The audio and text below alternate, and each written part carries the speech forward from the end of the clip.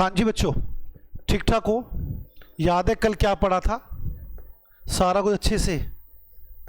पता नहीं कल क्या वो पढ़ा तुमने, मेरे ख्याल इंड एस रूल 2021, हाँ 21 पढ़ा था। और उसने कहा था असेस वो क्लाइंट 4 तरह के होते हैं। कौन कौन से बताए थे? हाँ, corporate, non corporate, trust, cooperative society. अच्छा, फिर उसने कहा था कॉरपोरेट में 2 तरह के होते हैं, SMC, non SMC. Non SMC में तो सारे एस लगते हैं। एसएमसी कौन था? Listed company. हाँ, नॉन एसएमसी कौन था? Listed company, process of listing में होनी चाहिए, banking, insurance, finance company, sale 250 crore से ज्यादा और लोन 50 करोड़ से ज्यादा किसी भी टाइम साल भर में, और उनके होल्डिंग सब्सिडरी। ये सारे थे नॉन एसएमसी। इन पर तो सारे एस लगने हैं, उसके अलावा उनको कुछ रिलैक्सेशन वगैरह होंगी। फिर हमने पढ़ा था नॉन कॉरपोरेट। नॉन कॉरपोरेट हमने पढ़ा था, हाँ, non corporate individual, HUF, partnership firm है। इसमें लेवल 1 और MSME, medium small macro entities, level 2, level 3, level 4। इसमें अगर आपकी सेल 250 करोड़ से ज्यादा है तो लेवल 1, 50 करोड़ से ज्यादा और 250 करोड़ तक है तो लेवल 2, और 10 करोड़ से ज्यादा है और 50 करोड़ तक है तो लेवल 3, और 10 करोड़ तक है तो लेवल 4। ऐसे ही हमने लोन किया था।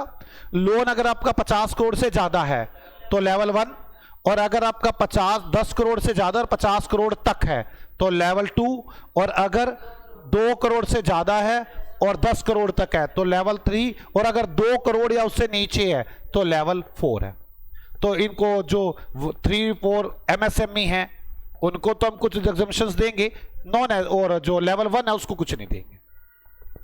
चैरिटेबल ट्रस्ट, अगर आपका मेन मोटिव चैरिटी करना है और आप कोई 1 रुपया भी नहीं लेते तो आप पर एएस नहीं लगेंगे, और अगर आप लेते हैं 1 आधा रुपया भी तो आप पर एएस, चाहे 1 सिंगल रुपया ले लो आप तो भी एएस लग जाएंगे।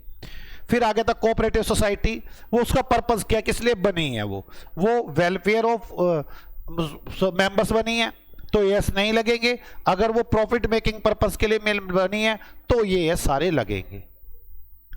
अब हमें बात करनी है इंड एएस रूल 2015। मैं पहले तो ये बता दूं, जब आप इंड एएस रूल पढ़ रहे हो ना तो भूल जाएं एएस रूल 2021 में क्या लिखा हुआ है। मैं बाद में इन दोनों को करेक्ट करूंगा। पहले तो आप ये समझे इंड एएस रूल 2015 में क्या लिखा है।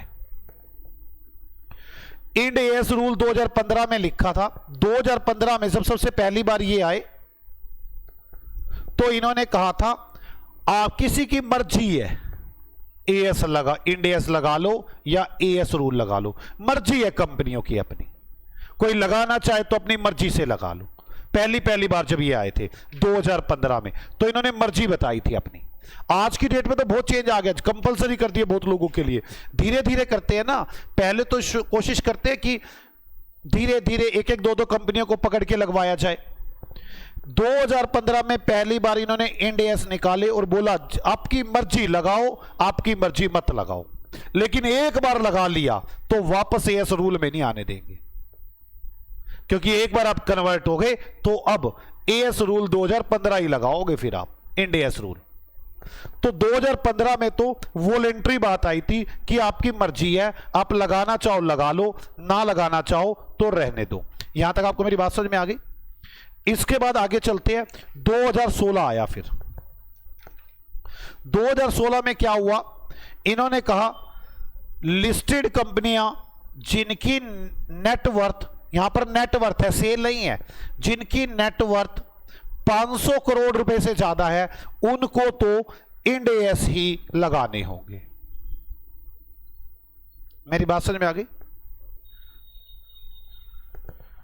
तो इन्होंने उस टाइम बताया था कोई भी कंपनी हो, कोई भी कंपनी लिस्टेड, क्या कोई भी कंपनी हो, कंपनी अगर उनकी नेटवर्थ 500 करोड़, याद रखने की जरूरत नहीं, मैं तो बता रहा हूं कि धीरे धीरे ऐसे चेंज होता रहा। मैं तो लास्ट स्टेज में तो बाद में आऊंगा।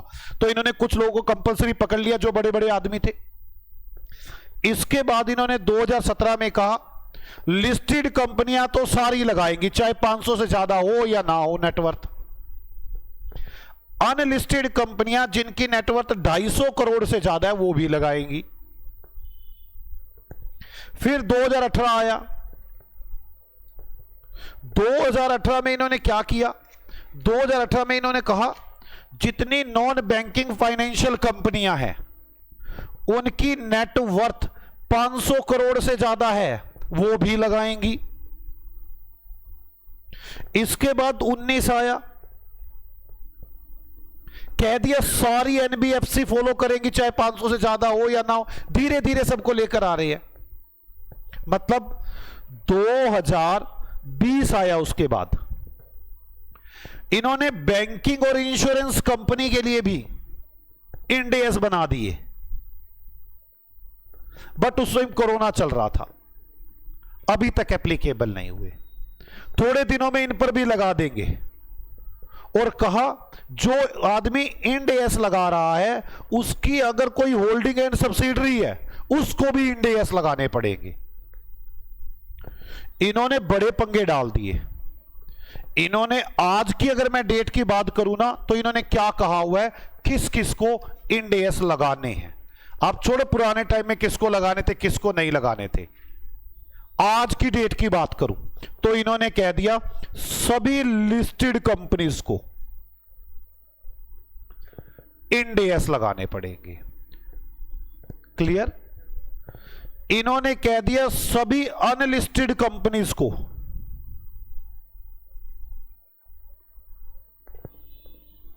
जिसकी नेटवर्थ 250 करोड़ से ज्यादा है उसको भी इंड एस लगाने पड़ेंगे। इसने कह दिया सभी नॉन बैंकिंग फाइनेंशियल कंपनीज को भी इंड एस लगाने हैं। अब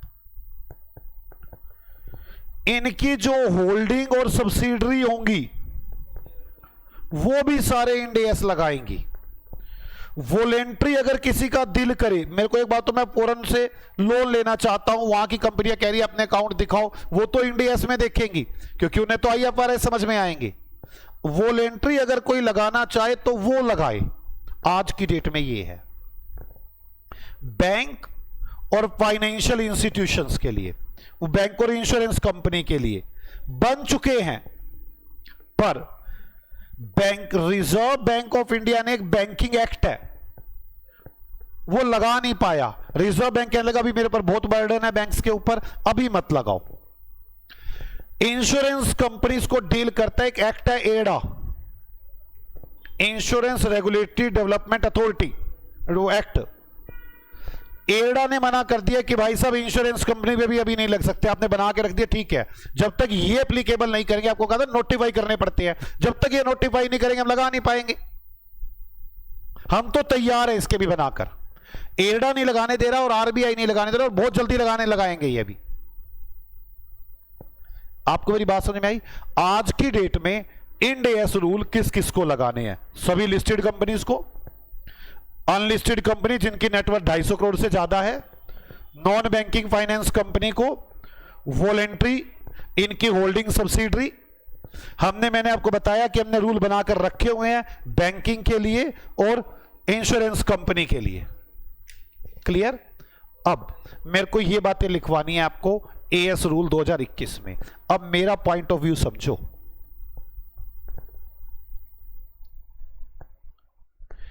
एएस रूल 2021 जितने भी नॉन कॉरपोरेट एसएससी है, चैरिटेबल ट्रस्ट है, कोऑपरेटिव सोसाइटी है, इन पर तो आज भी एएस रूल 2021 ही लग रहा है। लेकिन जो कंपनीज है कुछ पर एएस रूल 2021 लग रहा है, कुछ पर इंड एएस रूल 2021 लग रहा है। हमें वहां देखना है। मेरी बात समझ में आ गई? हमारे एएस रूल 2021 में कितनी तरह के एसएससी थे? 4। कौन कौन से? Corporate, non corporate, charitable trust और कोऑपरेटिव। चैरिटेबल ट्रस्ट, कोऑपरेटिव और नॉन कॉरपोरेट, इन तीनों को तो हटा दो। इन पर तो आज भी इंड एएस रूल 2021 ही चल रहा है, धीरे धीरे चेंज आएगा। अभी सिर्फ कंपनियों को पकड़ा हुआ है। इतनी ज्यादा अमेंडमेंट की रिक्वायरमेंट अभी बहुत ज्यादा। आप समझो, लिस्टेड कंपनी है। एएस रूल 2021 क्या बोलता है? लिस्टेड कंपनियां नॉन एसएमसी हैं। याद करो, लिस्टेड कंपनी लिस्टिंग के प्रोसेस में हो। बैंक, इंश्योरेंस, फाइनेंशियल इंस्टीट्यूशंस, और सेल 250 करोड़ से ज्यादा, लोन 50 करोड़ से ज्यादा, उनकी होल्डिंग सब्सिडरी सभी की सभी नॉन एसएमसी हैं और इन पर एएस रूल 2021 फुल लगेंगे। इंड एएस रूल 2015 भी यही बोल रहा है कि लिस्टेड कंपनी पर इंड एएस लगेंगे। आखिरकार लिस्टेड कंपनी पर इंड एएस लगेंगे, ये खत्म हो चुका है। चेंज नहीं किया उन्होंने अभी तक। वो अपनी कैटेगरी चेंज करेंगे अभी सीए इंस्टीट्यूट वाले, अमेंडमेंट लेकर आएंगे यहां पर, और वहां से लिस्टेड कंपनी वर्ड हटाना चाहिए उन्हें, क्योंकि लिस्टेड कंपनी कहां पे आ चुकी है? इंड एएस में। मेरी बात समझिए। लेकिन अभी तक लिखा हुआ है, मैं भी आपको लिखवाऊंगा कि पहले मैंने उनकी बातें लिखवा दी, अब फिर मैं किसकी बातें लिखवाऊंगा? इंड एएस की बातें। इंड एएस कह रहे लिस्टेड कंपनी, मैं नहीं बता रहा कैसे कैसे चेंज हुए थे, बार बार धीरे धीरे बढ़ा रहे हैं हम। फिर अनलिस्टेड कंपनी नेटवर्थ 250 करोड़ से ज्यादा, एनबीएफसी, वॉलेंट्री, इनकी होल्डिंग सब्सिडरी। तो अब लिस्टेड कंपनी पे कौन से रूल लगेंगे? Ind AS rule 2015। अगला बात करते हैं NBFC, non banking financial companies, मतलब फाइनेंशियल इंस्टीट्यूशन। एएस रूल 2021 क्या बोलते हैं? इन पर फुल एएस लगेंगे। और इंड एएस रूल क्या बोलते हैं? इन पे इंड एएस रूल लगेंगे। तो पुराने खत्म होकर इस पर इंड एएस रूल ही लगेंगे। मतलब अब हम एनबीएफसी भी नहीं पढ़ सकते। मेरी बात समझ में आ गई? अगली बात बोलो, बैंकिंग कंपनी। याद करो ना, वहां क्या कहता? Banking company, insurance company. इस पे एएस रूल क्या बोलते हैं? फुल लगेंगे। इंड एएस रूल क्या बोलते हैं? हमने बना तो दिए हैं, पर अभी बैंकिंग एक्ट ने और एडा ने लगने नहीं दिए, इसलिए इसमें क्या लगेगा? As rule 2021। आप सोचो वहां पर रह कौन कौन गया उधर से? एएस रूल 2021 से लिस्टेड कंपनियां हो गई, एनबीएफसी हो गया, बैंकिंग हो गया, इंश्योरेंस हो गया, और कौन था वहां से? 250 करोड़ वाला, उसको भी ले आए। अनलिस्टेड कंपनियां ही तो रह गई, अनलिस्टेड कंपनियां गई। अनलिस्टेड कंपनी में हम चेक करेंगे इसकी नेटवर्थ, अगर वो 250 करोड़ से ज्यादा है तो भाई साहब उस पर भी क्या लगेंगे? Ind AS. और अगर उनकी नेटवर्थ 250 करोड़ से कम है तो क्या लगेंगे? As rule 2021। और इसमें भी चेक करेंगे एएस रूल 2021 में। फिर अब एएस रूल चेक करेंगे, क्या इनकी सेल 250 करोड़ से ज्यादा है तो ये कौन बन जाएगा? Non SMC. इसका लोन 50 करोड़ से ज्यादा है तो क्या बन जाएगा? ये नॉन एसएमसी। अदरवाइज ये क्या बन जाएंगे? एसएमसी। बस यही बातें तो है। सिर्फ कंपनी में झगड़ा चल रहा है अभी कि कंपनी में इंड एएस लगेंगे कि एएस लगेंगे। तो आप समझो, अनलिस्टेड पर क्या लग चुके हैं? Ind AS. इसका मतलब काट देना चाहिए था वहां से लिस्टिंग वर्ड। दूसरा, एनबीएफसी पर क्या लगेंगे? Ind AS. तो फाइनेंशियल इंस्टीट्यूशन वर्ड वहां से काट देना चाहिए, अभी तक काटा नहीं है इन्होंने। उसके बाद बैंकिंग कंपनी, इंश्योरेंस कंपनी, ये नाम वही लिखा रहना चाहिए इंड एएस रूल में, क्योंकि अभी तक एएस बने हैं, इंड एएस बने हैं पर लगे नहीं। अनलिस्टेड कंपनी, वहां पे लिखना चाहिए अनलिस्टेड कंपनी जिनकी नेटवर्थ 250 करोड़ से ज्यादा है वो एएस रूल में आएंगी। वहां सारा लिख दिया बस 250 करोड़ से सेल जिसकी ज्यादा है वो लाएगा, खाली वो थोड़ी ना आएगा। नहीं समझ में आई बात मेरी? ये मेरा पॉइंट ऑफ व्यू से निकल आया कि कॉर्पोरेट एसएससी के केस में किस पर इंड एएस लग रही है, किस पर एएस रूल लग रहे हैं। क्या मैं ये बात लिखवाऊं आपको? मैं पहले लिखवाता हूं आपको इंड एएस रूल 2015 किस किस पर लगते हैं, फिर मैं अपना रूल लिखवाता हूं। लिखे मेरे साथ साथ। हैवी हो गया ना? बस ये करवाने के बाद मैं आ जाऊंगा अकाउंट में थोड़ी थोड़ी। इंड एएस रूल 2015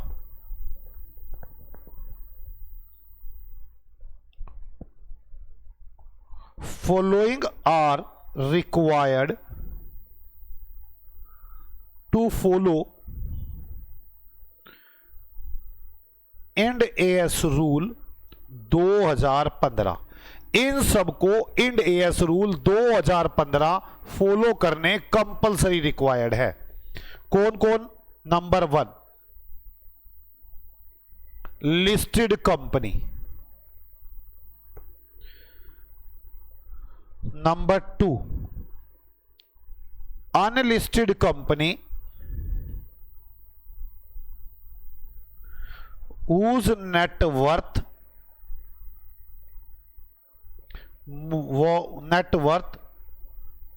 250 करोड़ और मोर। 250 करोड़ वाला भी यहीं पे आ रहा है। थर्ड, आप कंफ्यूज तो नहीं हो रहे ना? ये थोड़ा सा प्रोसेस घूमता जा रहा है, कंफ्यूज तो नहीं हो रहे ना? याद रखना, थोड़ा सा 2-4 बार रीड करोगे आपको समझ में आ जाएगा। मैंने एक बार तो क्लैरिटी कर दी है। Fourth voluntary,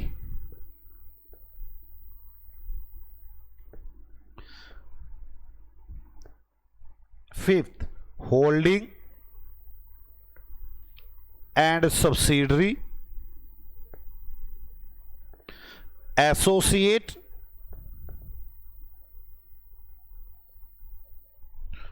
O and joint venture. ये बाद में बताऊंगा क्या होता है। Associate and joint venture of above companies. इसका मतलब इंड एएस रूल 2015 सिर्फ कंपनीज के केस में चल रहे हैं। Note, if we follow Ind AS rule 2015,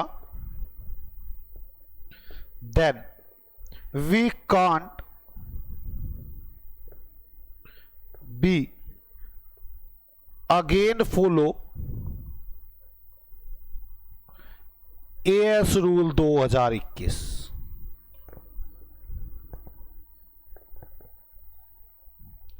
अगला note,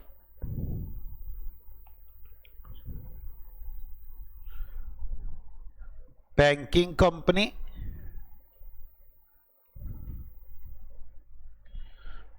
and insurance companies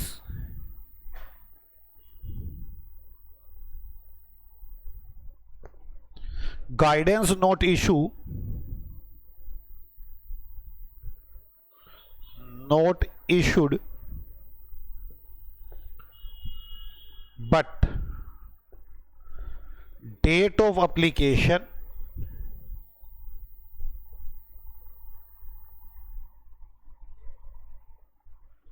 not announced।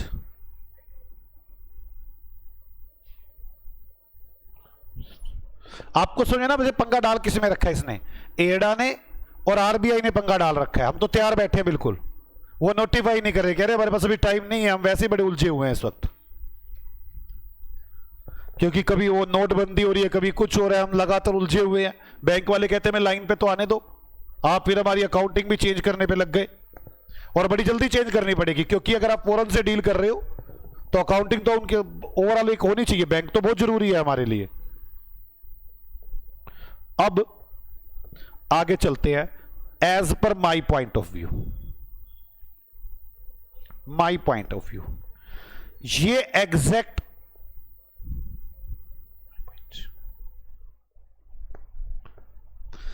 My point. कितनी तरह के एसएससी से जल्दी बोलो?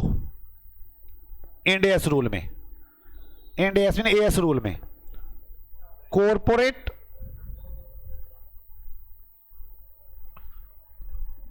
नॉन कॉरपोरेट, नॉन कॉरपोरेट के बाद चैरिटेबल ट्रस्ट,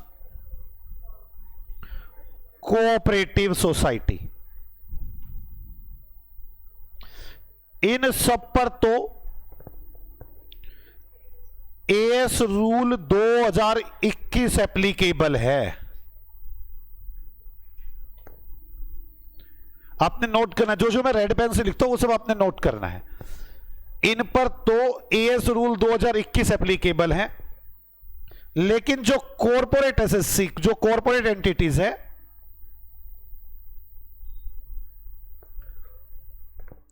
उसके अंदर हमने क्या बनाया था कि जी कौन नॉन एसएमसी है, कौन एसएमसी है।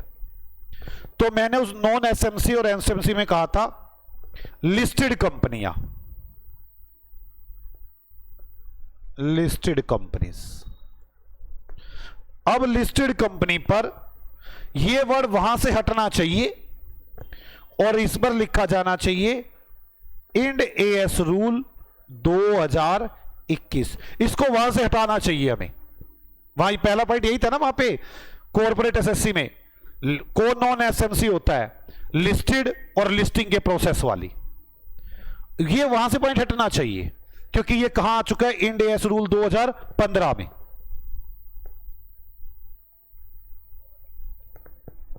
लिस्टिंग वाला। उसके बाद दूसरा पॉइंट क्या था वहां पर, फाइनेंशियल इंस्टीट्यूशंस, मतलब नॉन बैंकिंग फाइनेंस कंपनीज। ये वर्ड भी वहां से हट जाना चाहिए, क्योंकि इन पर क्या आ चुका है, इंड एएस रूल 2015। आपको मेरी बात समझ में आ गई बच्चों। इसके बाद वहां पे क्या था, बैंकिंग और इंश्योरेंस कंपनी। बिल्कुल उसी फ्लो में चलो, वहां से हटने चाहिए, आपको समझ में आनी चाहिए कि वहां अमेंडमेंट होनी चाहिए ये वाली। बैंकिंग एंड इंश्योरेंस कंपनीज,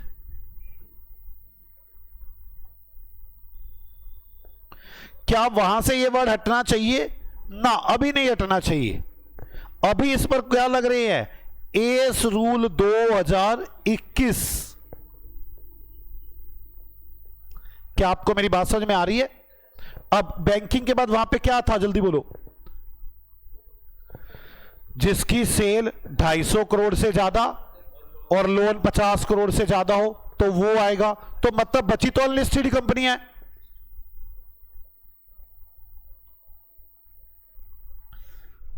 वहां पर एक अमेंडमेंट होनी चाहिए कि अनलिस्टेड कंपनी जिनकी नेटवर्थ भी 250 करोड़ से ज्यादा हो वो जाएंगी वहां पर। तो नेटवर्थ 250 करोड़ और मोर अगर है तो क्या लगेगा, इंड एएस रूल 2015। और अगर नहीं है, अगर नहीं है तो एएस रूल 2021 लगेंगे। और उसमें भी फिर चेक करना पड़ेगा कि ये सारे रूल लगेंगे कि कम रूल लगेंगे। फिर उसमें चेक करना पड़ेगा सेल 250 करोड़ से ज्यादा, लोन 50 करोड़ से ज्यादा। और अनलिस्टेड में भी कई कंपनियां तो हो सकती है वॉलंटरी चली गई हो, वो भी बाहर हो जाएंगी इससे। अगर कोई वॉलेंट्री चला गया उसमें भी इंड एएस लगेगा। मतलब अनलिस्टेड तो 250 करोड़ चेक करना है, एक वॉलेंट्री चेक करना है।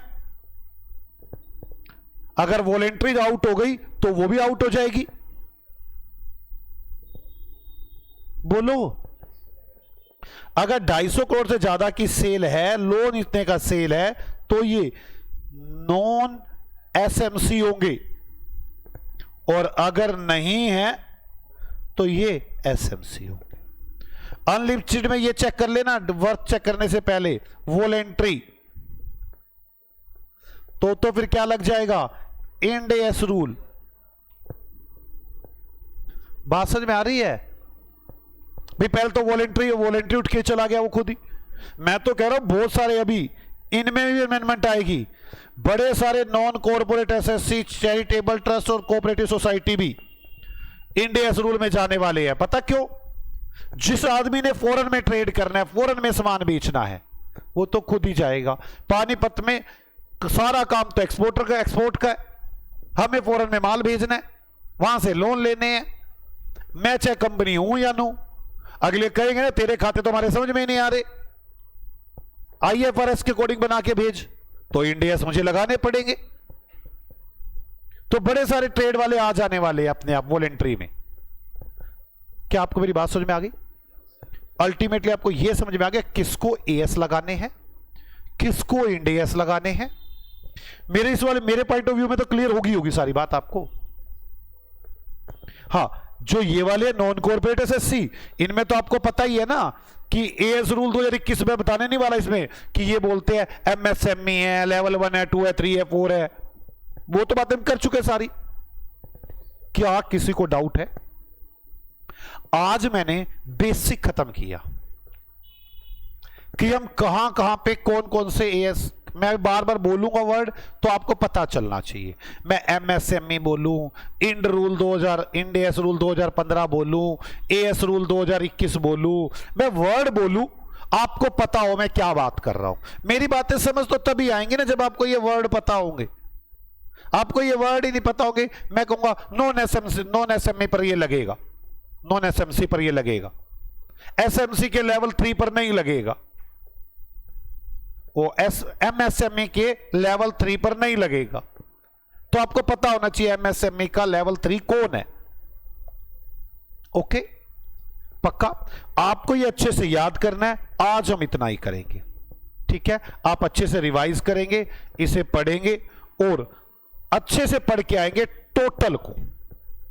ऐसा ना हो कि आप इसमें से कुछ भी ना पढ़ के आए, तो मेरे लिए थोड़ी सी प्रॉब्लम हो जाएगी कि मैं अकाउंट्स शुरू, अभी भी मैं ना कुछ थियोरेटिकल पोर्शन ही कराऊंगा, लेकिन अच्छे से आप रिवाइज करके आएंगे सारे। ओके बच्चों, बाय बाय, मिलते हैं आपसे अगली क्लास में।